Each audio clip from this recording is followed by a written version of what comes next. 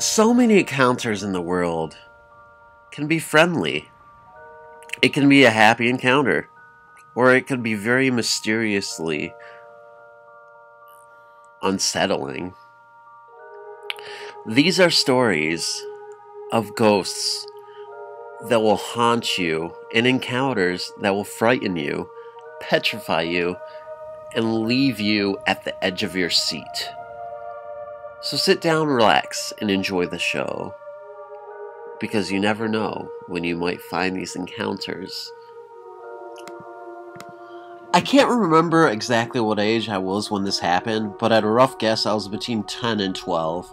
My parents had bought me a dog, Dasha, in 1984, and he became my best friend. I'd take him for a walk before I went to school, and I couldn't wait to finish my lessons to run and play about with him.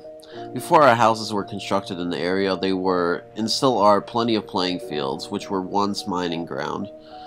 When I was 8 years old, I actually injured myself bad when playing on the old coal humps, but this didn't put me off using the area as my playground. One summer evening, I had finished running about with Dasha and making my way home. It wasn't too far away. In fact, you could see the back of my house from the fields, but couldn't gain access to the real cul-de-sac from the main road. To get home, I'd have to cross what was the main road before the bypass was built, to get a slide street that led to the street my parents' first house is situated. There weren't too many people about this particular warm evening, but it wasn't too quiet. Plenty of cars were traveling along the main road, and an odd person was tending to their garden. I walked a few yards along the road until I stopped in the grass verge opposite the side road, waiting for the traffic to clear so I could cross.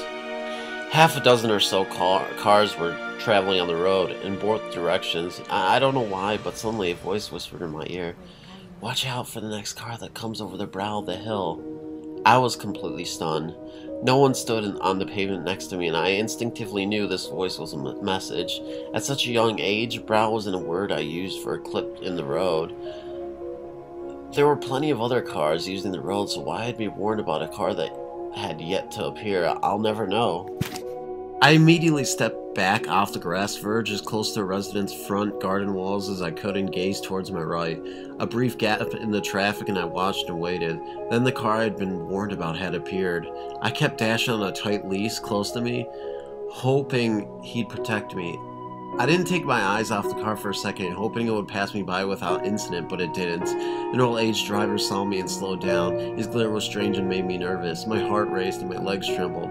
Could this ghostly voice be right? Was there something about this driver I needed to be aware of?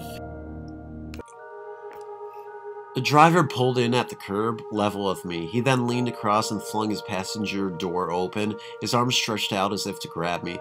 I panicked, but this ghostly whisper had given me a head start, as I was no longer on the grass verge and I got in position to run. Spotting a car in one of the driveways a few houses down, I chose to use this house as my sanctuary. I don't know how my hand didn't break through the glass of the door I banged that hard, but I wondered if anyone was going to answer. It seemed to take forever. I could hear a family talking. It was coming from the bathroom area. I squeezed through the slight gap in between the outer porch and the boundary wall and banged hard on the bathroom window at the property. I was screaming, "Help me, please, the man is trying to get me in his car."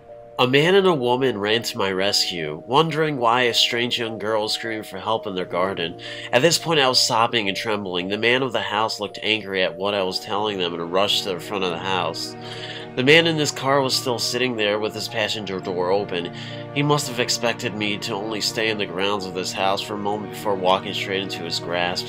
The man from the house got angry with him, and I remember him swearing a lot. The driver quickly shut his car door and sped away.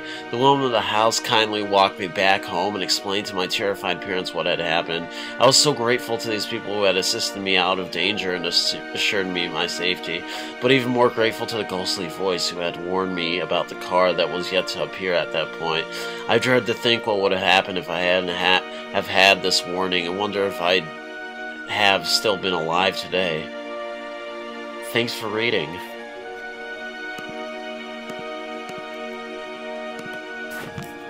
The ghost that saved my life. Back in 2007, when I was 23, I moved in with this man that I had known since I was a teenager. He had a sister that had recently died under some pretty tragic circumstances. He was very close to her and had a shrine of sorts dedicated to her. It was a large bookcase with lit candles, pictures of her, poems she had written, a flask she would always drink out of, and a large glass cross. Every morning he would ask me to come and take a shot of tequila with him in front of this shrine in honor of Lucy, his sister. We would do that and then play her favorite song on the stereo. He told me that even though I never met his sister, as long as I was in his house, she would protect me and nothing bad would happen to me. I thought that was very nice, but didn't really believe that was possible or true. One night while my friend was at work and I was doing the dishes, my phone rang. It was an ex-boyfriend of mine who was a very violent man that was trying to get back in my life. He was also an acquaintance of the guy I was living with and had been to the house many times before I lived there. He said that he was in the neighborhood and wanted to see me. I said I didn't want to let anyone in the house while my friend wasn't there and to wait until he came back from work at about 7 in the morning. Very stupid. Now he knew how long I would be alone. I locked all of the doors. I went towards my roommate's door to go lock his bedroom windows, but just as I reached the doorknob, it turned. My ex-boyfriend came out of the room.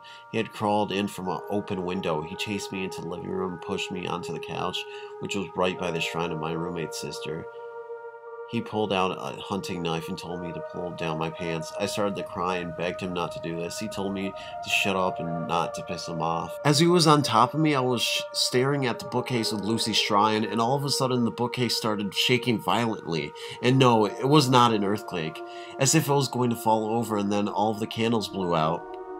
Then the glass cross flew, not fell, off of the top shelf and hit him on the back. He turned around and looked back at the shrine, and then the stereo came on and was blasting. He got up and ran out of the house, and he hasn't bothered me since. I couldn't believe it. I know Lucy saved my life last night. Shortly after that, I moved back in with my parents. The graveyard where Lucy is buried is down the street from where I live now. I visit every so often to say hi and thank you.